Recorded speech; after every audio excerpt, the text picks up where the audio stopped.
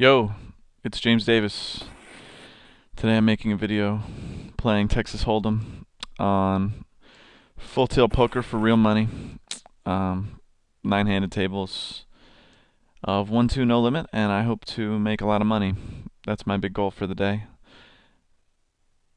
On the upper left-hand table, since you're just joining the action, um, I re-raised pre-flop. He called, he bet out the flop, and I just called, and he check raised me all in on the turn, but he didn't get there. So this guy has only re-raised one hand ever in his life. He's a 15-9 on the upper right-hand table, so I'm certainly not going to be messing around with any bluff 4-bet silliness. The lower left-hand table, I got caught re-raising light against this guy, and he won a stack for me when I made a pair and he made a set. So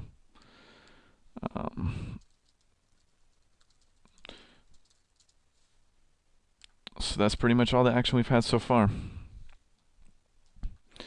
As you guys know, my general strategy when I'm moving into a new limit where my opponents won't have a lot of information on me, especially now that full tilt doesn't let you data mine anymore, is to play pretty aggressively at first, build up an aggressive image so that I might, win a lot of small pots early, and then in case I do get a good hand at some point, I'll have a good image to back it up with, because I feel like people just don't give you action in these games unless you have a crazy image. So that's my general strategy. I see bet this flop here. It's not a good flop by any means, but a lot of his cold calling range is going to be pocket pairs below 8. So I just decided to put a bet in. My C bet doesn't need to work all that often for it to be a good bet. I raise ace-6 suited at middle position on the upper left-hand table. I wouldn't have done that if this were if this weren't a deep table, because it's just not a good hand to hold up against short stacks. I get a pretty good flop for my nines on the lower left-hand table. Decided to c-bet it right away. I would have been in a tricky situation on a board like that if raised, so that's a consideration. But until proven otherwise, I'm gonna c-bet on a board like that. Interestingly, I turn a straight draw and a diamond draw, so I'm betting for two reasons here. I'd be happy to take the pot down right now, which I did, and I'm also happy to build the pot in case he has something like pocket 4s or pocket 6s or 7-6 or something that I'm getting him in a dominated situation with. And I think it's going to be hard for him to call two more bets, I should say, if he just has one pair calling out of the blinds. My suspicion with him, given that he's already played 2/3 of his hands, is that he's a red label player, as I like to call him. So just make a little red note. He seems to be cold calling a good number of hands. This is an interesting spot here. This guy has faced four 3-bets in his career and never folded to any. So when I'm 3-betting here with my ace-king suited, I'm mostly doing that because, well, I'm happy to get it in pre-flop against a guy who doesn't like to fold to 3-bets, and I feel like I can get him in dominated ace situations where he'll call, whereas, a lot of guys who won't call with a dominated ace pre-flop, I might like to just call there.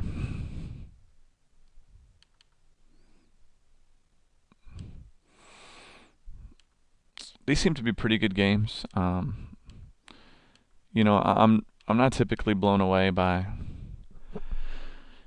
the level of play in full ring games in the mid stakes, because I feel like it's a lot of people who sort of just don't have the fortitude to go play 6-max because they don't like to get it in unless they make a big hand. And it's you should sort of take the opposite strategy in these games. Like, I don't think you should be calling down lightly at all, but I think that putting your opponent to the test is just a way to make a killing in these games. And they're not going to be as good as games that are like, everyone is a 60-2, like those types of games where you can just make your hand and get paid off. But they are still pretty profitable. Having a guy who's a 10-10 or a 9-9 at the table, who's not a short stack, is going to be pretty profitable in general, I think. Because we're pretty much just not going to give him any action when he makes a hand, and we're forcing him to make a big hand in order to just not continue to get blinded away by us. So I've kept one non-deep table up, just to talk a little bit about some strategies dealing with short stacks should they come up. Kaisa limps the small blind on the upper right-hand table.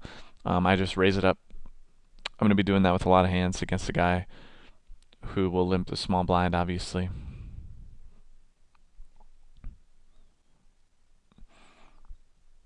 And when it's close, like I said, when I'm new to a table, I'm just going to take the more aggressive line, and I hope to build up some ill will with my opponents. Actually, it looks like I have 2 non-deep tables, but that's cool. So I raise up to 12. I could raise it more, but 12 looks good. Not a good flop, so I'll put a small bet in, and sort of think that that'll typically take it down if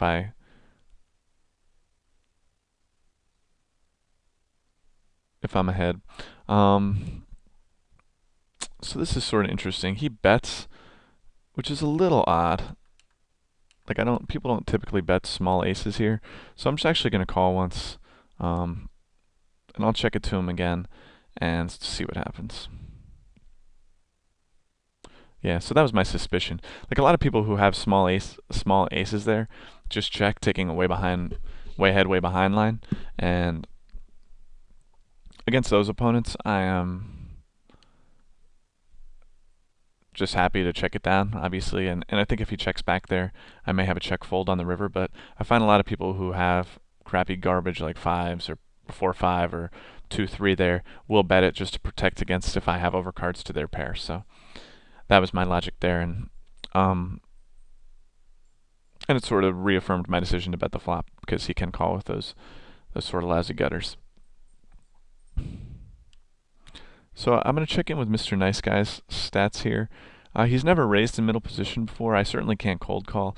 I could consider a 3-bet on the lower left-hand table. But the combination of the fact that he's only raised 1 in 20 hands at the table, and the fact that Tin Hikong is in the pot and probably won't let me take it down uncontested, leads me to just pitch it in this case.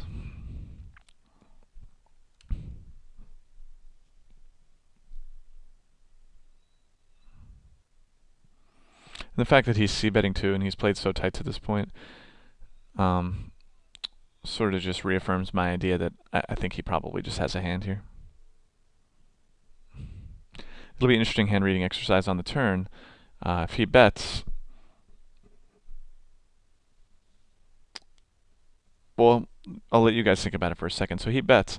Do we think he's scared of the king? Probably not, even if he has like 10s through queens. You know, the king puts out a flush draw. It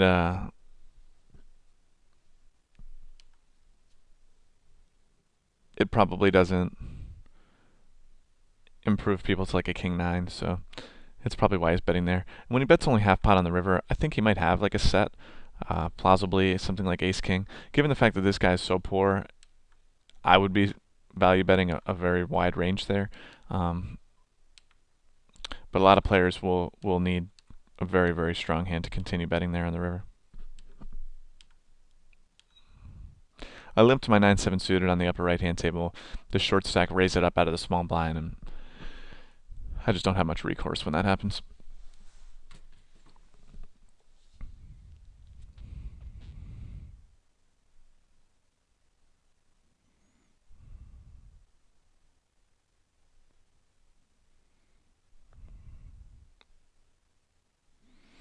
So as we look around at people's stats, there are a lot of people who are playing a lot of hands, and a fair amount who are just playing none at all. So it makes for an interesting dynamic. I probably wouldn't play full ring without a HUD, just because it's hard to pay attention, because I feel like I'm on a multi-table, and it's sort of hard to pay attention to individual tendencies when there's just so many opponents.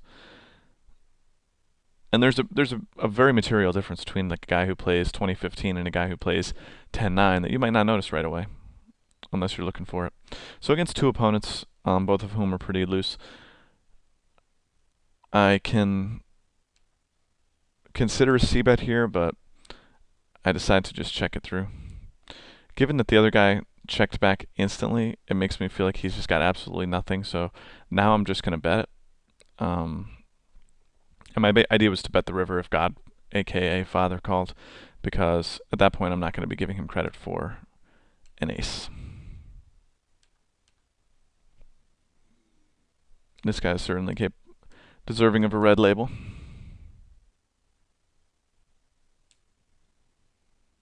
So I get insta-min 3-bet on the lower right-hand table. It's only 4 more. I'm actually getting the odds to call this, even though it looks a little silly because he's almost certainly got a monster hand. I get cold called by a very tight player on the upper left-hand table, but I really just have to bet a flop like this. Anyway, the turn is especially bad. It now makes it so he's going to have me beat a lot of times. Like, really, I'm just hoping he has 9s or 10s now. And that's sort of slim pickings. I'm not sure if he'd bet those hands, but I'm going to check and sort of evaluate his actions at this point. And he only bets 20. I'm actually going to call this and just hope to improve. And on the upper right-hand table now, I'm going to bet like 18, half potish, just to try to get paid off, because I don't think he has me beat when he checks back now. Of course, I'm going to be folding to a raise. The 2 is not a great card, because he can obviously have pocket 3s or pocket 2s, but sort of think I just need to bet anyway. When this poor player raises me on the flop like this, I have top pair, good kicker. He's played 80% of his hand so far. He hasn't played especially aggressively, but I think he can take an aggressive line with a queen. And I don't think he can have ace queen, so I don't think he can have pocket 9s or pocket queens. I guess I sort of discounted the bluff possibility, but yeah, I guess a lot of these poor guys do bluff. And on the lower right-hand table, I'll pull that up for a second.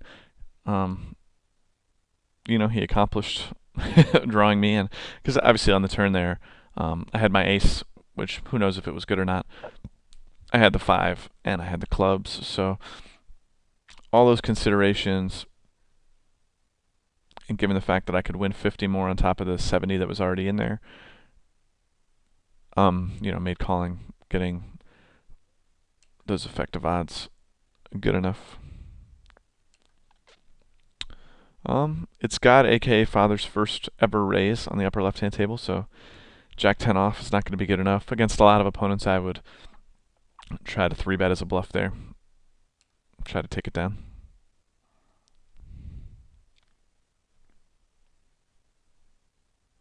But a guy who plays 25-4 over 28 hands isn't usually the guy you want to do that versus. And same goes with the ace-9 offsuit. His first raise in 20 hands, I'm just going to give the benefit of the doubt, while also making him a red label player.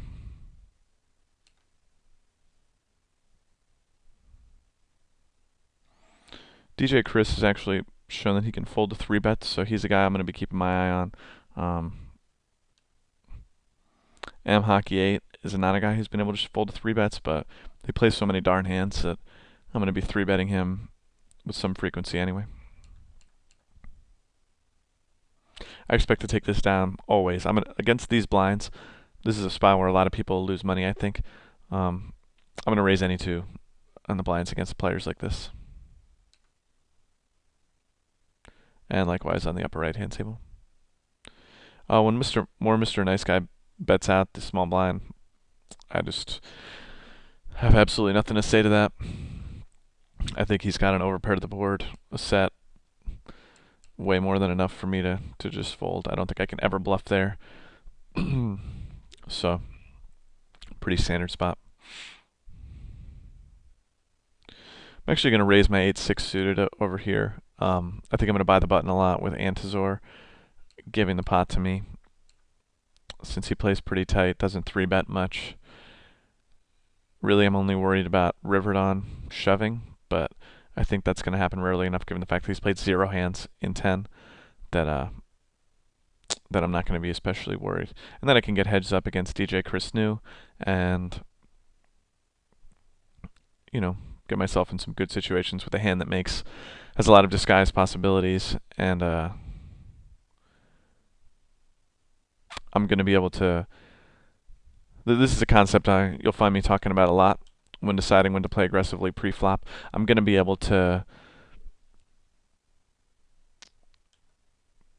represent a lot of hands that I don't have, like if an ace comes off, and I'm going to be able to get paid on a lot of hands that I do have, like if the board comes, 9-7-5, or an 8 and a 6 is out there, or trip 6s or 8s, things like that. And actually boards too that my opponents have high incentive to bluff. So now when you're playing against these really tight opponents in the blinds, you really don't need to do you don't really need to raise more than a min raise, because a lot of them are just multi-tabling and are willing to give it up for any raise. They're not even paying attention to your raise size, so that explains my min raise there. And I decided to bet the flop because against people that play so tight, I just don't expect them to play back at me enough. So I'm going to be betting the flop, going to be betting the turn, and often betting the river, with the idea that they'll be letting me know if they're strong enough to call down by raising me. This one's pretty dry, but I've been pretty aggressive, so I'm just going to bet it again. Although now I'm going to check it back. The 8's not a great card by any means. It improves a decent amount of his range, and it also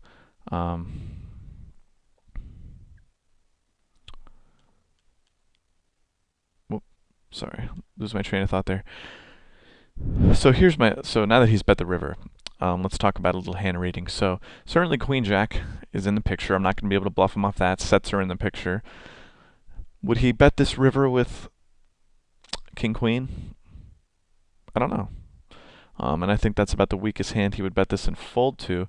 I don't think he would necessarily turn a pair below the queen into a bluff. So I think against a player who's this tight, I actually have a fold here. And I didn't bet the upper right hand table just because I got called by a guy who's never played a hand before and another guy who's played one hand before. So against players like that, I'm just gonna let them duke it out when they both call. I mean, I just don't think I have any chance. I expect River Don to just open shove it here, by the way.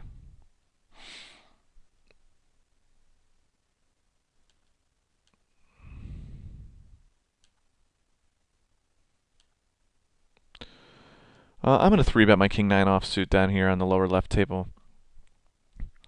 Mr. Nice Guy has been a little more aggressive as he gets closer to the button, but not so aggressive that I think he would bluff 4-bet me. So that's why I 3-bet. I'm going to be out of position against Tin Kong, but he's not a great player in his own right, so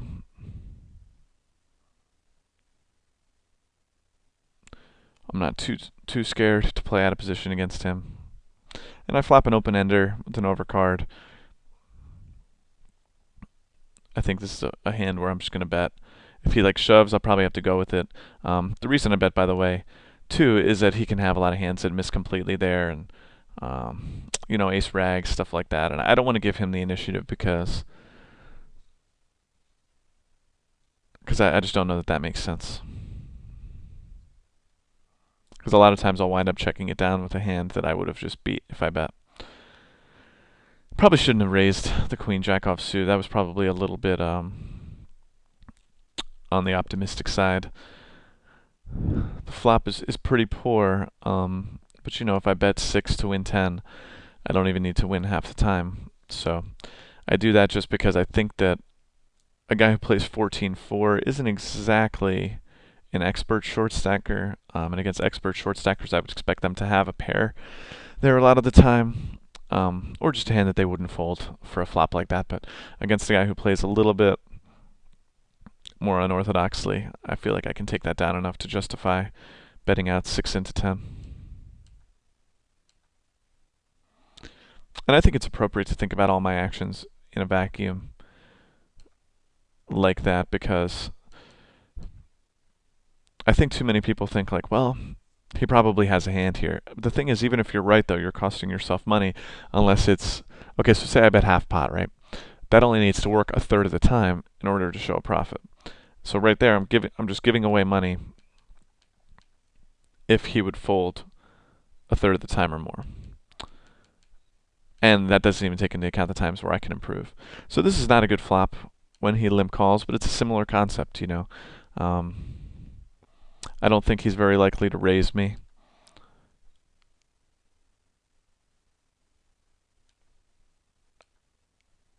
You know, even if he has a pair. So I just like to bet, and I hope to take it down.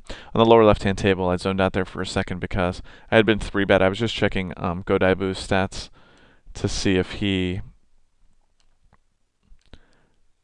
was like, you know, had a tendency where he liked to 3-bet the button a lot. I mean, he sort of does. Yeah, he sort of does, but he's never been 4-bet before. Yes, my raise does look a little suspicious given the fact that I was isolating a limper, but I just didn't think it was the time to put a bluff 4-bet in there.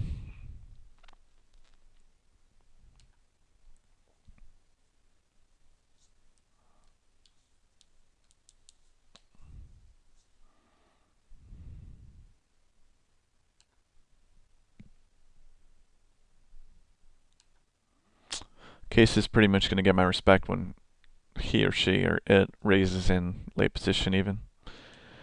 I could limp my king deuce here. I could raise it to isolate. This is the first hand the guy has played like in his poker career, so and Mr. Nice Guy will play some hands, so I think that I think just folding it is fine. I mean, king deuce never makes a hand ever, so. And I raised my 8-6 suited for the same reason I did last time. This guy definitely raises a wider range in late position, so I'm raising here just to try to take it down. Now this is a little different. This needs to work 2/3 of the time to show a profit because I'm raising twice what's in the pot already. And that's just to show an immediate profit. It doesn't take into consideration, obviously, all the other good things that can happen, but I think it works more than 2/3 of the time when a type player raises in late position. And I get min 3-bet with my 9-10. I'm hoping to make a very big hand here. Obviously when I call, but my implied odds are fine given the fact that, you know, he's a half stack deep and I have a powerful suited connector. It's interesting when he checks the ace deuce deuce flop against me. You know, I think he might hate this flop. Certainly kings and queens are in his range, but so are aces. And obviously kings and queens are going to be much more likely given the fact that there's an ace on the board. But I don't think I'm gonna battle for this one unless it comes running diamonds or something. And if it comes running diamonds, I'll probably put a big bet in.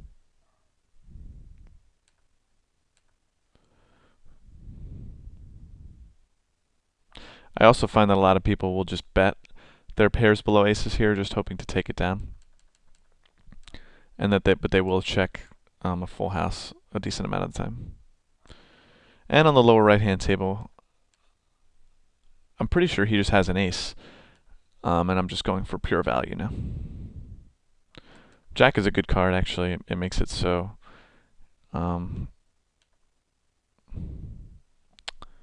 So I chop, you know, slightly better queens, but I don't think he has one. I don't think he can have a straight here. Looks like maybe he had diamonds or something when he just folds instantly like that. It wasn't even really a very interesting decision on the upper right-hand table when I made the 9 on the river and he bet. I just don't think he's bluffing. I think if he were going to bluff, he would have done it earlier in the hand. On the upper left-hand table, I actually check here because I think I'm good a fair amount of the time, but I don't really need to bet and build the pot. I think an ace is fairly likely for either of them, and I'm not married to the hand king bad kicker on this board. Given the fact that they check, though, I am going to put a little bet in now, see if I can get someone to draw to clubs or a gutter with the 10 or something like that. 10 is just not a good card. No two ways about that.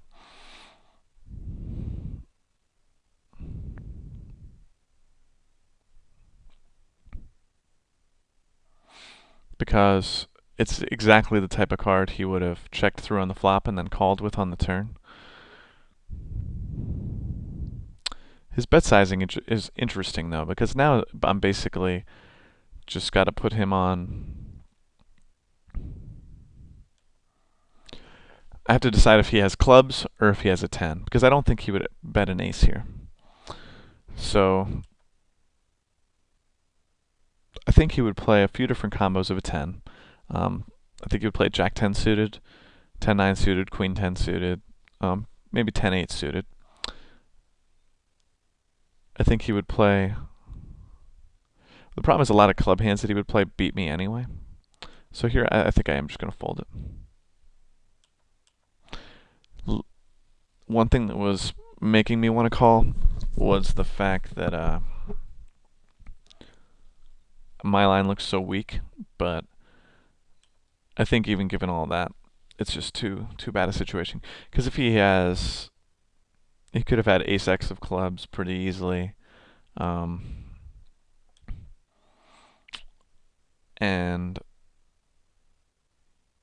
I'm not sure if he would play it that way. So that sort of discounts that combo, but then he can have, what, Queen Jack of clubs, Jack 9 of clubs, 8 9 of clubs, 8 7 of clubs. It winds up getting really close. He made a comment. Let's check it out. So when he says JJ or Queen Queen, right?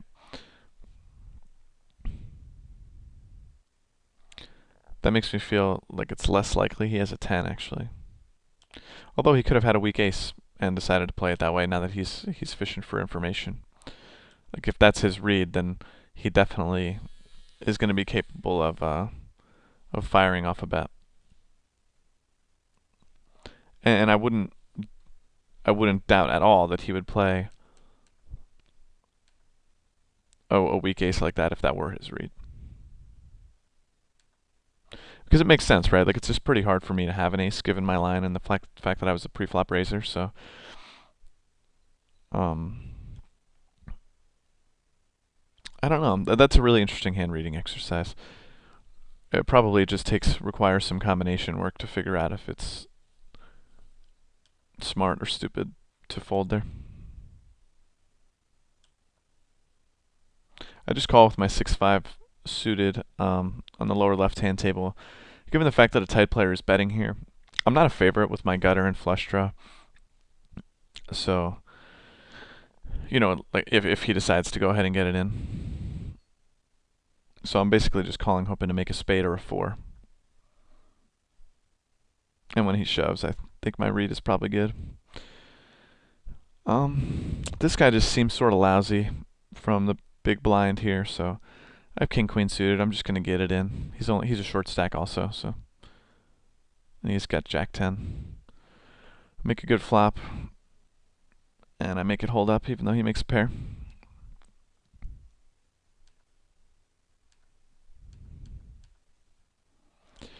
Yeah, that king 9 hand is an interesting one. I'd like to hear some feedback on that from people who, maybe want to just run some quick numbers on quick combination work, because that's a very common situation when we can put our opponent plausibly on a draw on the river. We need to discount how often he will bet with an ace there on the river given that action, and how often he'll check. My suspicion is that most people at these games won't bet an ace, but I'm just not sure. I'd like feedback from people who play these games more often if they think that, an ace X sort of hand is a plausible part of his range. I think given the fact that he said queen queen or jack jack, right? I think that makes it less likely that he had ace jack or ace queen, and likewise jack 10 or queen 10. In fact, I would say it's almost impossible, and that's like a little psychological thing, but that's just my read. And another interesting hand, I think, was the 6-5 of spades hand when I flop a gutter and a flush draw. That's a very tempting spot for a lot of people just to get it in, but you're just in bad shape if your opponent decides to go with the hand. You can be up against a dominated draw. Even just one pair bigger than yours, you're not in good shape in against. And when a guy is playing so tight, your fold equity raising a flop like that, if he decides, given the fact that he decided to bet it, is so small that I think raising is actually a pretty bad option. It's slightly better than folding, but much worse than calling, in my opinion. Because you're also going to get paid always if you make a 4, and often if you make a spade. Considering he was a short stack at the start of the hand.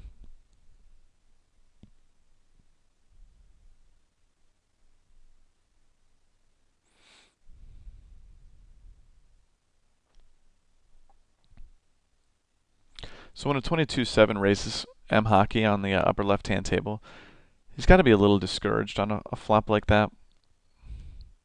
Because you're up against an opponent who's not very aggressive in general, who's putting a fairly big raise in on the flop. But actually, he's raised before, so he might just be the type of guy who likes to bluff. It's definitely possible that M hockey has a better read than me. Okay, so he's just overplaying some 9s as opposed to bluffing.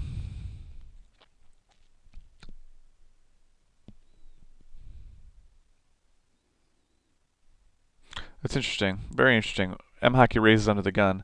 He just calls and then just raise get it in on a 6-2-3 board. A little dicey, you know. And that's the problem. One problem you get into with middling pocket pairs is that when you make an overpair to the board, it's tough to get your money in really good, I guess.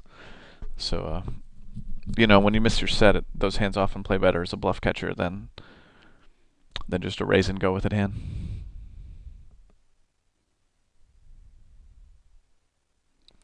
Tinnik Hong is just sort of just trying to deposit his money into oblivion, so rebuy a little bit to try to cover him. I should have done that a long time ago. I sort of forgot that this was a deep table.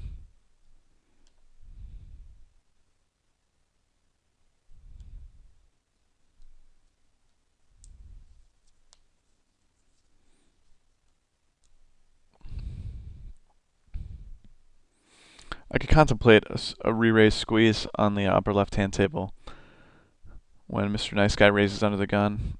He raises a fair bit in early position, but actually Ray Lapsley is a guy who's not scared to go with weaker hands if he's suspicious of some foul play. So I decided to just pitch my garbage. Ray Lapsley actually plays fairly big. I think I've played with him up to 10-20. He might play bigger than that. So it's sort of surprising to see him in a game like this. A lot of higher level players don't spread limits this widely. Where one limit they play is 10 times bigger than another. And actually, this upper left-hand table's, good, but it's not a table where I would go down to 1/10 of my normal stakes to chase. Whereas like this lower left-hand table is probably a table, given my seat especially, that I should play pretty much no matter what. And Ray Lapsley gives up his seat over here, it's a little puzzling unless he's just ending his session or something. So you can see, I'm not playing outrageously. Pretty decent re-raising stats on the other 3 tables, but I haven't found a reason to re-raise once on the upper right-hand table.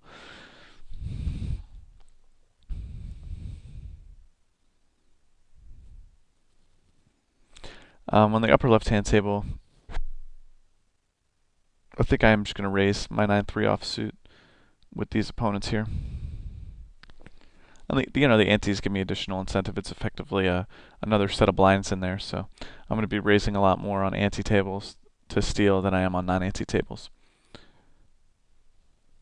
And I think it's important to be aware the antes actually do change your stealing incentive a lot.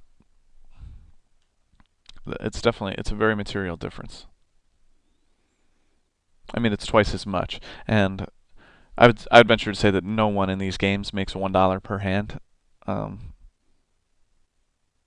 think that's very safe to say. So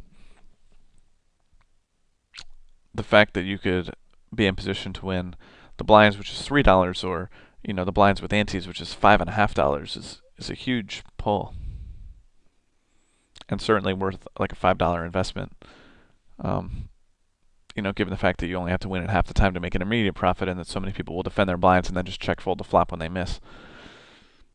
A lot of these people don't seem to be attacking very heavily on contestable boards, which is something that I'm going to be aware of both when I have a medium strength made hand. I'm going to be less likely to call it down than I would at a bigger game, and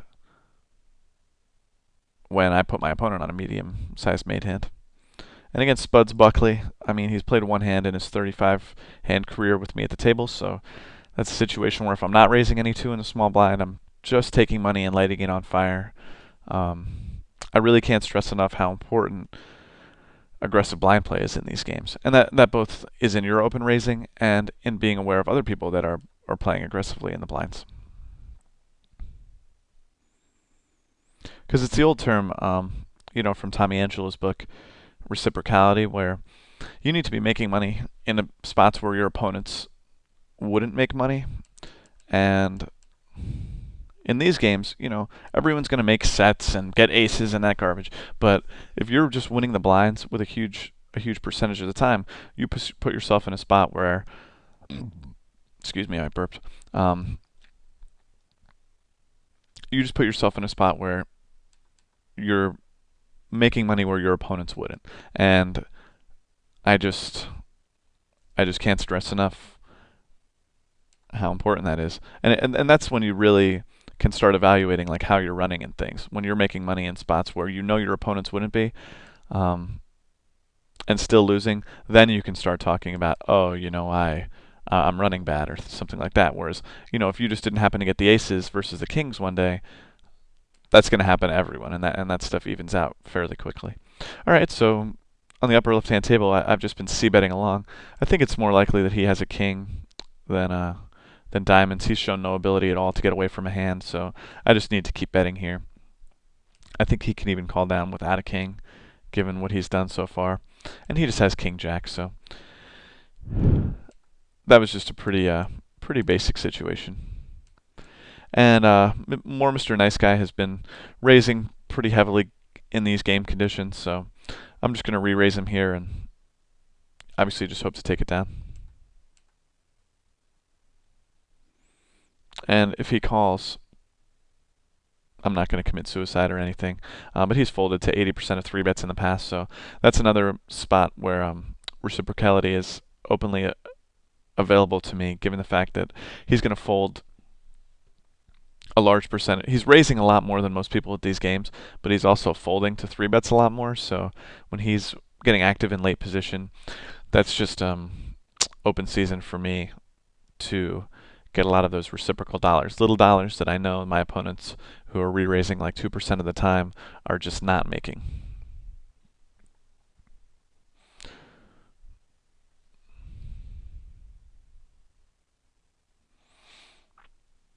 Okay, so I think that's going to be a wrap in about a second here.